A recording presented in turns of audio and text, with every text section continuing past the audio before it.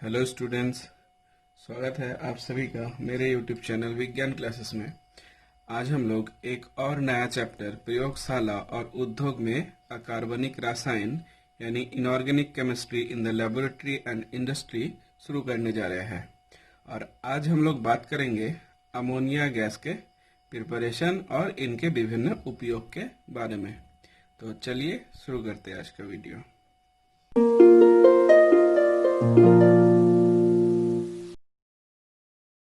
हम लोग बात करेंगे अमोनिया गैस के प्रिपरेशन और इनके विभिन्न उपयोग के बारे में। अमोनिया यानी इसका जो अणुसूत्र है वो है NH3, मतलब इस पे एक नाइट्रोजन होते हैं और इस पे 3 हाइड्रोजन होते हैं। तो इसका जो अणुसूत्र है वो हो गया NH3।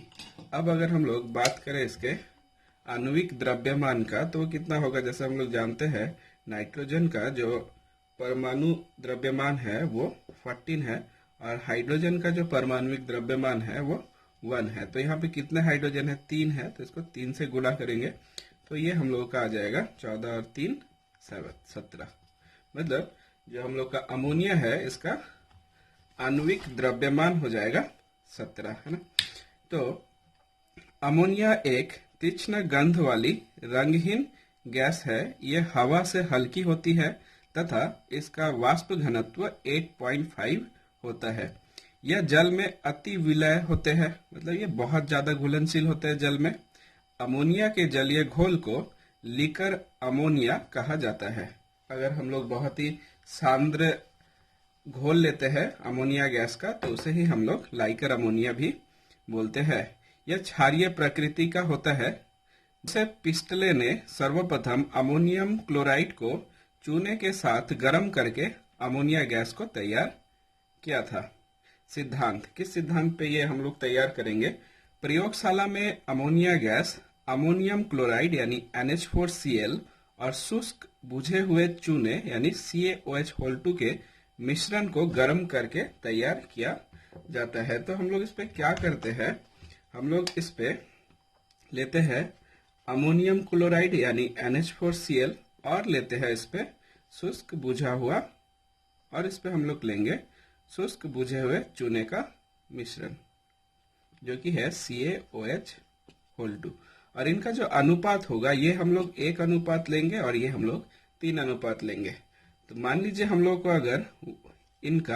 अगर मान लीजिए 100 ग्राम मिक्सचर अगर लेना है तो इस पे हम लोग 25 ग्राम लेंगे अमोनियम क्लोराइड और 75 ग्राम हम लोग लेंगे कैल्शियम हाइड्रोक्साइड, है ना, जो बुझा हुआ चूना है।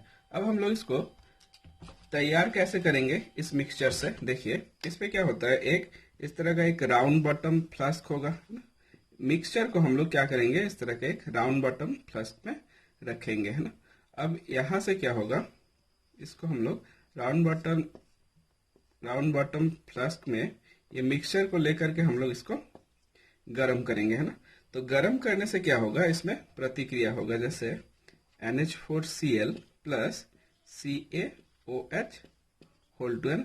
ये मिक्सचर को हम लोग गर्म करेंगे तो गर्म करने से हम लोगों को क्या मिलेगा, CaCl2 plus 2H2O plus NH3, है ना।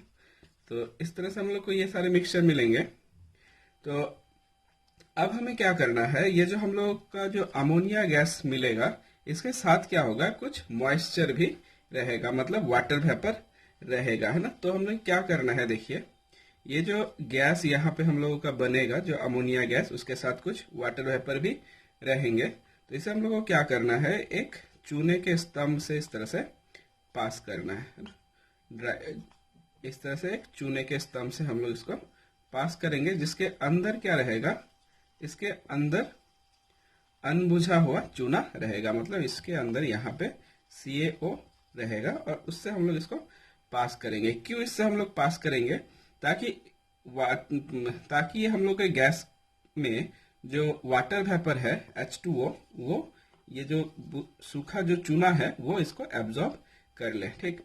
और उसके बाद हम लोग का क्या होगा, यहाँ पे जो ड्राई गैस निकलेगा जो प्योर NH3 होगा अमोनिया गैस, उसे हम लोग वायु की नीचे की हटाव की रीति द्वारा इस तरह से हम लोग अलग कर लेंगे, है ना।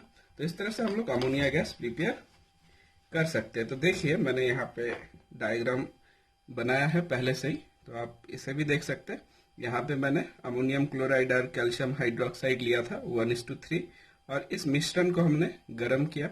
गर्म करने से यहाँ पे हमें अमोनिया गैस मिला और इसके साथ कुछ मॉइस्चर भी रहेंगे। अब जब ये चूने के स्तंभ से होकर के, कैल्शियम ऑक्साइड के स्तंभ से होकर के ऊपर जाएंगे तो हमें यहाँ पे ड्राई अमोनिया गैस मिलेगा, और इसे हम लोग वायु की नीचे की हटाव की रीति द्वारा हम लोग इसे अलग कर सकते हैं। तो जो बात मैंने बोला उसी के बारे में मैंने यहाँ पे विस्तार से लिखा है, आप लोग चाहे तो इसे भी देख सकते हैं। ठीक, अब हम लोग बात करते हैं एक और तरीका है अमोनिया गैस प्रिपेयर करने का, वो है अमोनियम सल्फेट और कैल्शियम हाइड्रोक्साइड का अगर हम लोग प्रतिक्रिया करेंगे तब भी हमें अमोनिया गैस मिलेगा, है ना। साथ हम लोग को सोडियम सल्फेट मिलेंगे और वाटर। तो ये भी एक और तरीका है जिससे हम लोग अमोनिया गैस प्रिपेयर कर सकते हैं, बना सकते हैं। ठीक, अब बात करते हैं हम लोग अमोनिया के संबंध में कुछ आवश्यक बातें। अमोनिया गैस को जल के हटाव द्वारा एकत्र नहीं कर सकते हैं। इसका कारण यह है कि अमोनिया गैस जल में अत्यधिक घुलनशील होता है। अगर आप लोग दूसरा गैसों का प्रिपरेशन देखे होंगे तो हम लोग गैसों का जो कलेक्शन करते हैं, जो एकत्र करते हैं, इसमें हम लोग दो मेथड ज्यादातर यूज करते हैं, दो तरीका यूज करते हैं। एक हम लोग वायु की नीचे की हटाव की रीति यूज करते हैं, और दूसरा हम लोग क्या करते हैं, दूसरा जल के हटाव द्वारा हम लोग इसे एकत्र करते हैं। तो जो गैस जल में बहुत अधिक घुलनशील होती है उसे हम लोग जल के हटाव रीति द्वारा अलग नहीं करते हैं। तो क्योंकि अमोनिया गैस जल में अत्यधिक घुलनशील है तो इसे हम लोग इस जल के हटाव की रीति द्वारा ये गैस को कलेक्ट नहीं करेंगे, एकत्र नहीं करेंगे। अमोनिया गैस को हम लोग H2SO4 या P2O5 या कैल्शियम क्लोराइड CaCl2 द्वारा सुखाई नहीं जा सकती है। इसका कारण निम्न है। जैसे हम लोग का जो अमोनिया गैस था, हम लोगों ने पहले ही बात किया कि उसमें क्या है, कुछ मॉइस्चर है, वाटर वेपर है ना, जल वाष्प है। तो जल वाष्प को हम लोग बहुत तरह से सुखा सकते थे। जैसे उनमें से एक मेथड है कॉन्सेंट्रेटेड H2SO4 के साथ प्रतिक्रिया करके, या फिर P2O5 के साथ करके, या फिर CaCl2 के साथ प्रतिक्रिया करा करके भी, या फिर इससे पास करके भी हम लोग गैस को सुखा सकते हैं। ठीक, लेकिन हम लोग का जो अमोनिया गैस है उनको हम लोग इन सब तरीके से नहीं सुखाते हैं। क्यों? क्योंकि जो अमोनिया गैस है उसे अगर हम लोग कॉन्सेंट्रेटेड सल्फ्यूरिक एसिड से अगर सुखाना चाहे तो ये क्या करेगा, सल्फ्यूरिक एसिड के साथ प्रतिक्रिया करके अमोनियम सल्फेट बना लेगा, NH4 2SO4। ठीक उसी तरह से अगर हम लोग फास्फोरस पेंटाऑक्साइड P2O5 के साथ अगर इसे सुखाना चाहे तो ये भी उसके साथ भी प्रतिक्रिया कर लेगा। P2O5 + 6NH3 + 3H2O ये आपस में प्रतिक्रिया करके अमोनियम फॉस्फेट बनाएगा। ठीक उसी तरह से अगर हम लोग कैल्शियम क्लोराइड के साथ इसे ट्रीट करेंगे तो ये हम लोगों का CaCl2.8NH3 बनाएगा, है ना। तो इसी वजह से हम इन्हें इन सब तरीके से ड्राई नहीं करते हैं, इन सब तरीके से इसे सुखाया नहीं जाता है। अब बात करते हैं इनके कुछ भौतिक गुण के बारे में, फिजिकल प्रॉपर्टीज। तो ये एक रंगहीन, पारदर्शी, तीव्र गंध, पेंजेंट स्मेल तथा क्षारीय प्रकृति वाली गैस है। यह वायु से हल्की तथा जल में अति घुलनशील है ना। ये वायु से हल्की होती है तभी ये ऊपर उड़ता जाता है, और ये जल में बहुत अधिक घुलनशील होती है। द्रव्य अमोनिया 34 डिग्री C पर उबलने लगता है और -78 डिग्री C पर ठोस में बदल जाती है। द्रव्य अमोनिया के कम क्वथनांक के कारण तापमान बहुत कम हो जाता है। जैसे आप लोग जानते होंगे पानी का जो क्वथनांक है, मतलब जो मेल्टिंग पॉइंट है या फ्रीजिंग पॉइंट भी बोल सकते हैं, जो कि 0 डिग्री C है, और ये जो अमोनिया गैस है इसका -78 डिग्री C है। मतलब ये पानी से भी या आइस से भी ज्यादा ठंडा हो जाएगा। अब बात करते हैं इसके हम लोग रासायनिक गुण के बारे में, केमिकल प्रॉपर्टीज के बारे में। तो ज्वलनशीलता, ज्वलनशीलता क्या है इसकी देखते हैं। अमोनिया गैस ना तो स्वयं ज्वलनशील है और ना जलने में सहायक है। ठीक, जैसे आप लोग जानते होंगे जो कि हाइड्रोजन गैस को अगर हम लोग जलाना चाहे तो वो तुरंत जलने लगता है ना। तो हाइड्रोजन गैस जो है वो खुद ज्वलनशील है। और हम लोग किसी भी पदार्थ को ऑक्सीजन अगर नहीं रहेगा तो हम लोग उसे जला नहीं सकते। तो जो ऑक्सीजन गैस होता है ये जलाने में सहायता करती है ना। लेकिन अमोनिया गैस ना तो स्वयं ज्वलनशील है और ना जलने में सहायक है, किंतु ऑक्सीजन की उपस्थिति में ये पीले लौ के साथ जलती है तथा नाइट्रोजन और जल बनाती है। ठीक, तो यह ना तो जलने में सहायक है ना तो खुद जलती है, लेकिन ऑक्सीजन के प्रेजेंस पे ये पीले लौ के साथ थोड़ा फ्लेमेबल है और ये N2 और 6H2O बनाती है। अब बात करते हैं इसके लिटमस के प्रभाव के ऊपर। तो अमोनिया गैस लाल लिटमस पत्र को नीला कर देता है। अगर हम लोग रेड कलर का लिटमस पेपर लेंगे और इस पे अमोनिया गैस को पास करेंगे तो ये क्या हो जाएगा, वो नीला हो जाएगा, है ना। तो ये क्या इंडिकेट करता है, इससे हमें ये पता चलता है कि ये क्षारीय प्रकृति का गैस है। अम्ल से क्रिया, अमोनिया गैस क्षारीय प्रकृति की होती है, अतः अम्लों से क्रिया करके सॉल्ट उत्पन्न करती है। आप लोग अगर जानते हैं कि एसिड और बेस का जो प्रतिक्रिया होता है अम्ल और क्षार में, तो ये लोग क्या करते हैं, आपस में प्रतिक्रिया करके लवण एवं जल उत्पन्न करते हैं। ठीक, तो इसी तरह से ये जो अमोनिया है ये भी क्षार है। तो इस वजह से ये भी अगर किसी अम्ल के साथ प्रतिक्रिया करेगा तो ये भी लवण उत्पन्न करेगा। तो देखते हैं इसी के अंदर में एक नंबर पे HCl से क्रिया करके अमोनियम क्लोराइड का सफेद धुआं उत्पन्न करती है। अगर हम लोग अमोनिया गैस को HCl से प्रतिक्रिया कराए HCl गैस के साथ, तो ये क्या करेगा, अमोनियम क्लोराइड बनाएगा। ठीक, तो ये जो अमोनियम क्लोराइड होगा ये सफेद कलर का धुआं होगा, है ना। तो अगर हम लोग क्या करते हैं, इसके लिए एक टेस्ट होता है। मान लीजिए हम लोग ये एक कांच का मान लीजिए रॉड है, इसे हम लोग HCl पे डिप करेंगे। HCl जो अम्ल होते हैं, है ना, क्या करेंगे हम लोग, मान लीजिए हमारे पास इस तरह से इस पे क्या रखा है, इस पे हम लोगों का HCl है। ठीक, हम लोग क्या किए, एक कांच का रॉड लेकर के इसे हम लोग HCl पे डुबा करके निकाले। ठीक, तो ये हम लोग का कांच का रॉड है जिसपे HCl लगा हुआ है। अब इस पे अगर हम लोग का NH3 का जो गैस है इसके संपर्क पे अगर आया तो ये क्या बनाएगा, ये अमोनियम क्लोराइड बनाएगा, जो कि धुआं के तरह हम लोगों को दिखाई देगा, व्हाइट कलर का। तो ये जो एक टेस्ट है ये टेस्ट फॉर अमोनिया भी है।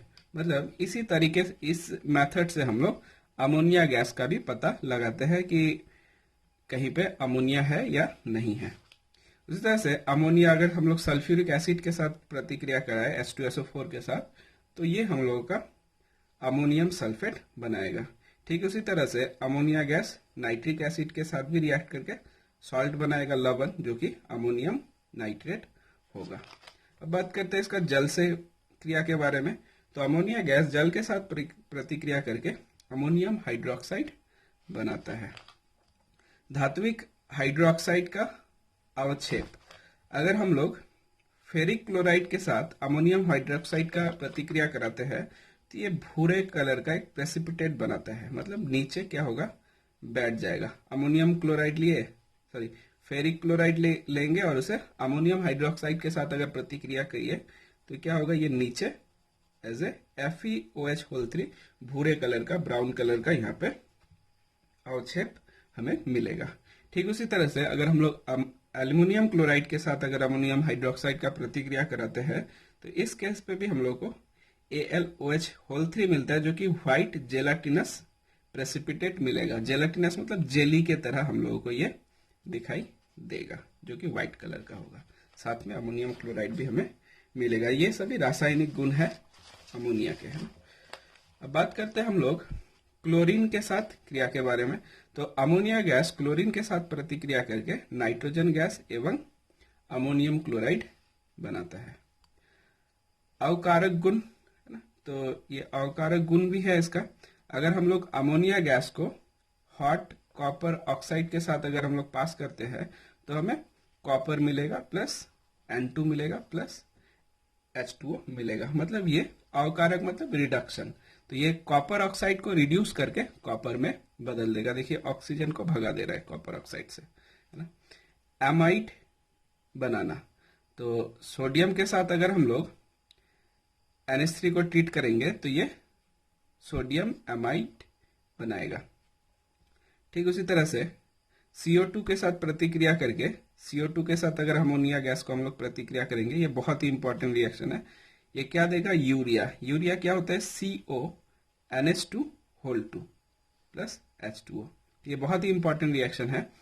अमोनिया गैस कार्बन डाइऑक्साइड के साथ प्रतिक्रिया करके कंडीशन क्या होना चाहिए? 2000 डिग्री सेंटीग्रेड और 150 एटमॉस्फेरिक प्रेशर, तो ये यूरिया बनाएगा। आप लोग जानते होंगे यूरिया क्या होता है?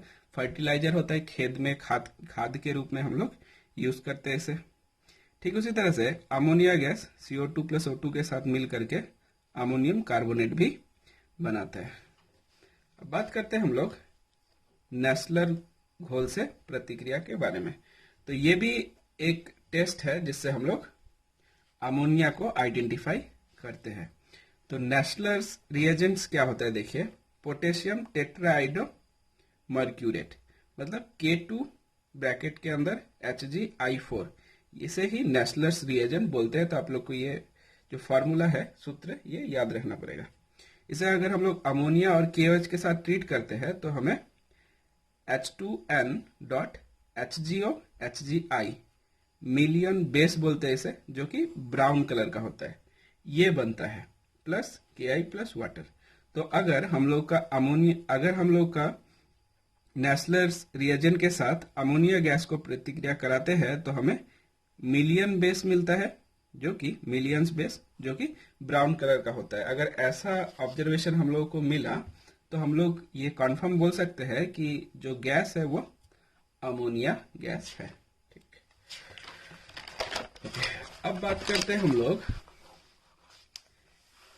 लाइकर अमोनिया किसे बोलते हैं। हम लोगों ने पहले भी बात किया, तब भी हम लोग और एक बार डिस्कस कर लेते हैं। अमोनिया का जल में अत्यधिक सांद्र घोल लीकर अमोनिया कहलाता है।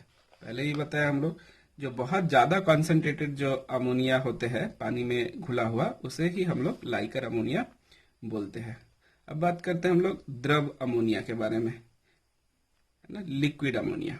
ये क्या है? साधारण तापमान 10 डिग्री C तथा 6 to 7 वायुमंडलीय दबाव पर अमोनिया गैस द्रवित होकर द्रव के रूप में बदल जाती है। इस द्रवित अमोनिया को द्रव अमोनिया कहते हैं, लिक्विड अमोनिया, है ना। ओके, अब हम लोग बात करते हैं अमोनिया के कुछ उपयोग के बारे में। अमोनिया का उपयोग बड़े पैमाने पर रेफ्रिजरेंट के रूप में बर्फ बनाने के कारखाने में होता है। तो आप लोगों ने पहले ही देखा कि अमोनिया जो गैस है, इसका जो क्वथनांक है वो बहुत ही कम है, जो कि -78 डिग्री C है। तो बहुत ही ठंडा होता है। तो अगर वाटर अगर इसके संपर्क पे रहेगा तो वो क्या होगा? वो इजीली फ्रीज हो जाएगा, बर्फ में कन्वर्ट हो जाएगा, जिस वजह से अमोनिया गैस को हम लोग एज ए रेफ्रिजरेंट के रूप में यूज करते हैं। इस तरह से अमोनिया का उपयोग ऑस्वाल्ड विधि द्वारा नाइट्रिक अम्ल के बनाने में तथा खाद जैसे अमोनियम सल्फेट, यूरिया आदि के निर्माण में भी होता है। तो ऑस्वाल्ड मेथड से, ऑस्वाल्ड जो पद्धति है, उससे हम लोग नाइट्रिक अम्ल बनाते हैं, उसमें हम लोग अमोनिया गैस का यूज करते हैं।